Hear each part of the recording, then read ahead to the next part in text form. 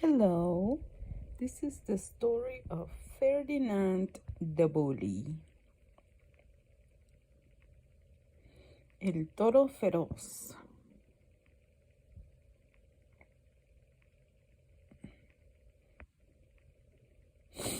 There was a little bull, and his name was Ferdinand. All of the other bulls he lived with would jump and run and butt their heads together. But not Ferdinand.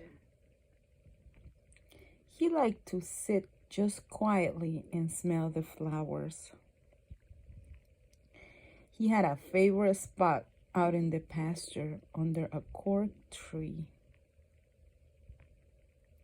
It was his favorite tree, and he would sit in its shade all day and smell the flowers. Sometimes his mother, who was a cow, would worry about him. She was afraid he would be lonesome all by himself. "Why don't you run and play with the other little bulls and skip and butt your head?" she will say. But Ferdinand will shake his head. "I like it better here, where I can sit just quietly and smell the flowers." His mother saw he was not lonesome, and because she was an understanding mother, even though she was a cow, she let him just sit there and be happy. As the years went by, Ferdinand grew and grew until he was very big and strong. All the other bulls who had grown up with him in the same pasture will fight each other all day. They will butt each other and stick each other with their horns. What they wanted most of all was to be picked to fight at the bullfights in Madrid. But not Ferdinand. He still liked to sit just quietly under the cork tree and smell the flowers. One day, 5 men came in with very funny hats to pick the biggest, fastest, roughest bull to fight in the bullfights in Madrid. All the other bulls ran around snorting and butting, leaping and jumping, so the men would think that they were very, very strong, fierce, and picked them. Ferdinand knew that they would pick him, and he didn't care. That they wouldn't pick him, and he didn't care. So he went out to his favorite cork tree to sit down. He didn't look where he was sitting, and instead of sitting on the nice cool grass in the shade, he sat on a bumblebee. Well, if you were a bumblebee and a bull sat on you, what would you do? You will sting him.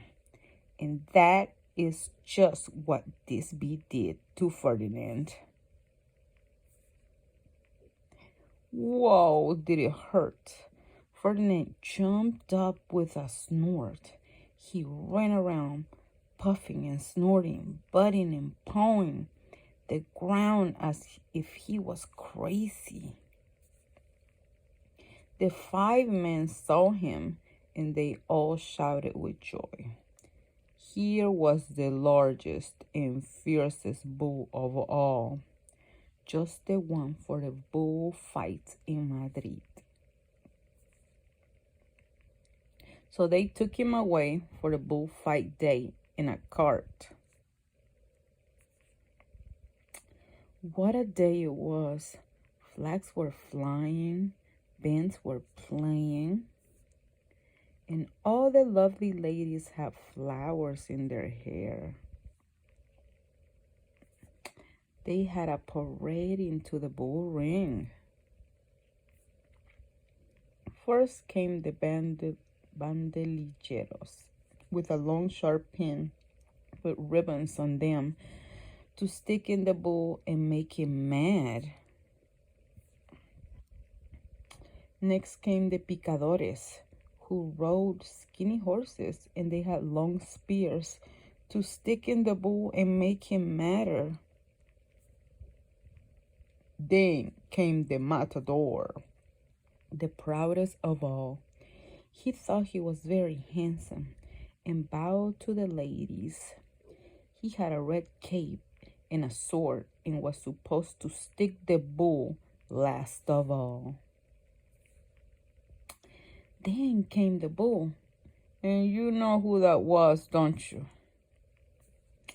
They called him Ferdinand the Fierce, and all the banderilleros were afraid of him, and the picadores were afraid of him, and the matador was scared stiff.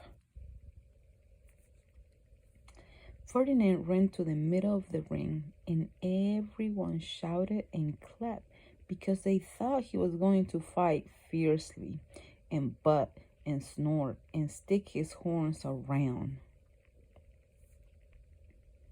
But not Ferdinand.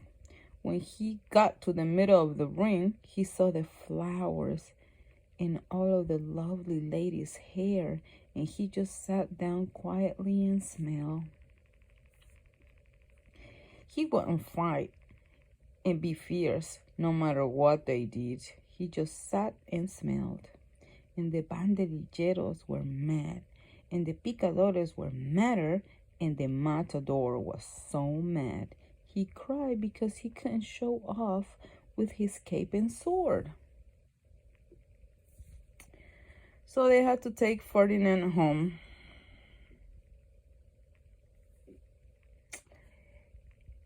And for all I know, he's sitting there still under his favorite cork tree, smelling the flowers just quietly. He's very happy. The end.